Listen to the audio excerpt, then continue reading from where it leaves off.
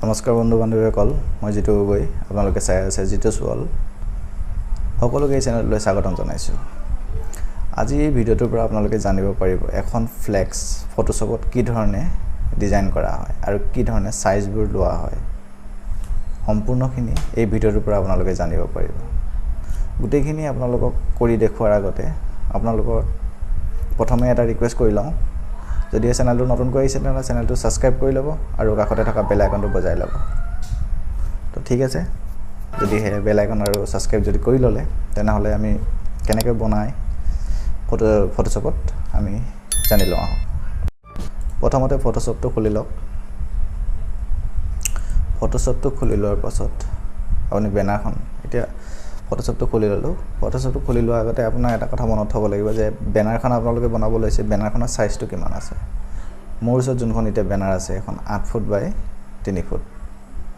8 foot বহলে আৰু ওখটো হৈ গ'ল আপোনাৰ 3 ফুট তো এতিয়া এই সাইজটো আমি কি ধৰণে আমি সাইজটো লম মানে আমাৰটো প্ৰিন্টিংত ইমানে সাইজত লাব লাগিব 8 ফুট বাই 3 ফুটত যেটো আমি এটো এডভাৰটাইজিংৰ কাৰণে লগাব লাগিব তো এতিয়া আমি এই সাইজটো লবলে হলে আমি কিমান আছে আমাৰ বলে আমাৰ আছে 8 ফুট এতিয়া 8 ফুটৰ লগত আমি 12 ইনটু কৰিব লাগিব কাৰণ ইঞ্চিত আমি উলিয়াই ল'ব লাগিব ইয়াতে ল'বলে হলে ফুটত ইয়াত নাহে তো হেতু কাৰণে আমি ইঞ্চিত বনাব লাগিব তো এতিয়া আমি হেতু কাৰণে 8 ৰ লগত 12 ইনটু কৰিব লাগিব তো 12 ৰ লগত ইনটু কৰিলে 12 8 গুণ 96 তো ইয়াতে আমি এতিয়া ল'ব লাগিব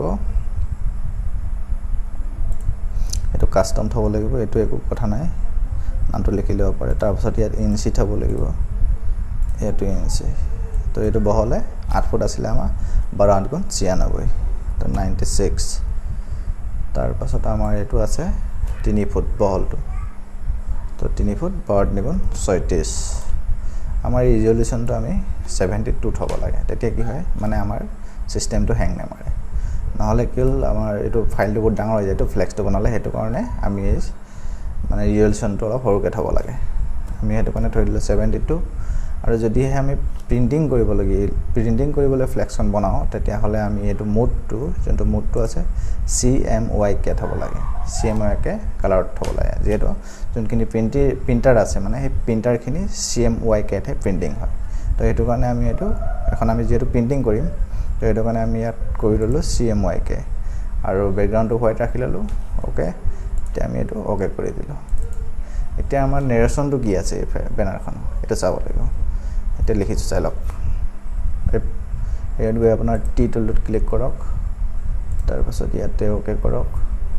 তাৰ পাছত মই এটো আসামিছত হ'ব যেটো তো আসামিছ কৰি লৈছো মই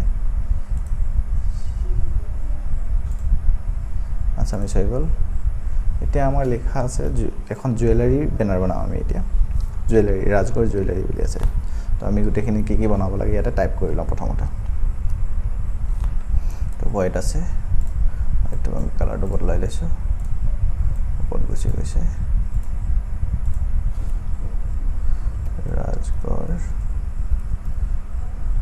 জুৱেলাৰ্ছ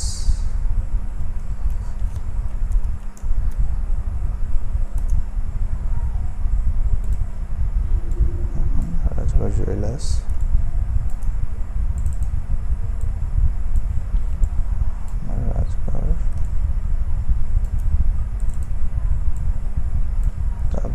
নেৰেশনটো দিছে ইয়াত সকলো ধৰণৰ মন্দিৰৰ গহনা এটো অলংকাৰ লিখিছে গহনা লিখা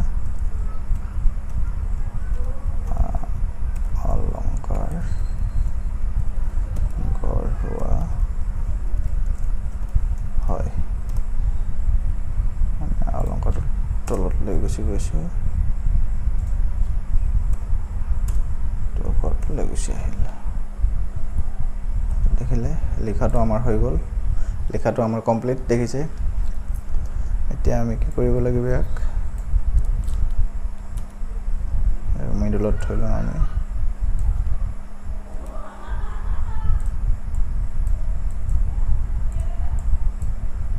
এটা আমাৰ মেইন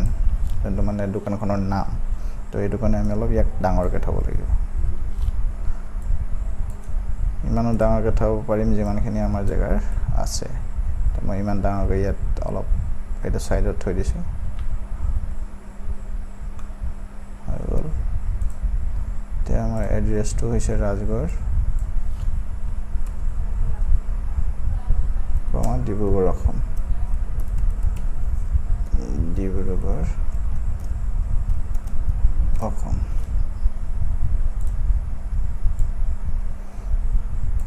হৈ গ'ল এতিয়া আমাৰ এইটো নেৰেশ্যনটো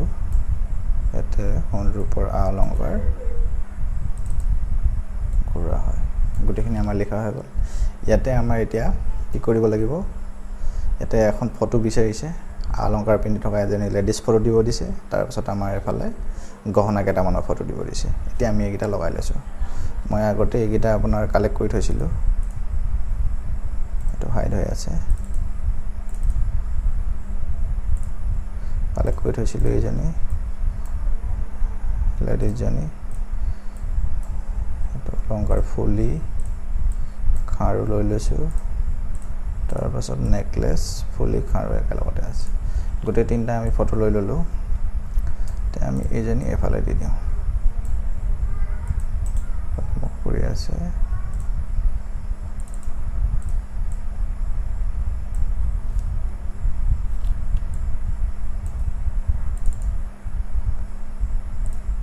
তাৰপাছত এফালে ইয়াক দি দিলোঁ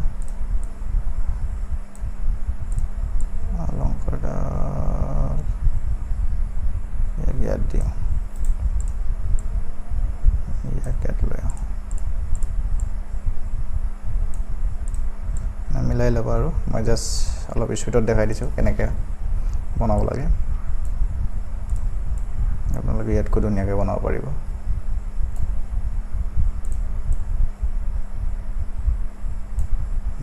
কালাৰখিনি এতিয়া মিলাই দিম ৰ'ব এতিয়া আমাৰ ইয়াতে কিবা বেকগ্ৰাউণ্ড এটা দি দিব লাগিব চিম্পল মানে মই নিজে বেকগ্ৰাউণ্ড দিব নোৱাৰোঁ কাষ্টমাৰে কৈ দিছে আপোনাৰ ইয়াতে ৰেড লাগিব বুলি তো এইটো কাৰণে মই ৰেড দিব লাগিব অ'কে এনেকৈ চিলেক্ট কৰি ল'ব তাৰপিছত লেয়াৰত যাব লেয়াৰত গৈ